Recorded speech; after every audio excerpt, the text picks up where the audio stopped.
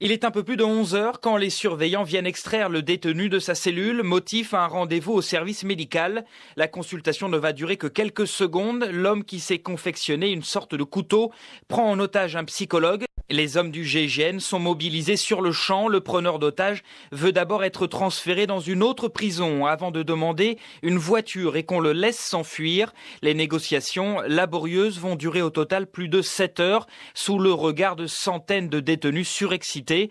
La famille du condamné est appelée en renfort, mais il durcit le ton, se montre de plus en plus menaçant.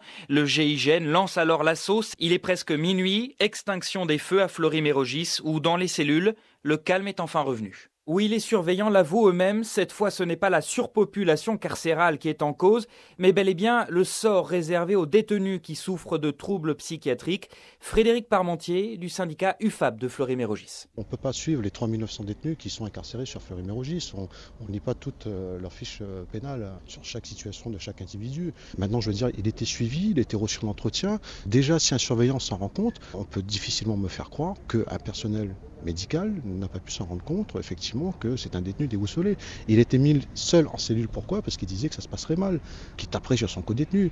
On vit au quotidien des multiples agressions, il faut faire quelque chose. C'est bien de mettre un projet de loi pénitentiaire, mais je veux dire, il faut donner à côté de ça des moyens pour qu'on puisse améliorer, nous aussi, nos conditions de travail. C'est sûr que l'amélioration des conditions de détention des détenus passe par aussi l'amélioration des conditions de travail, donc ça va de pair.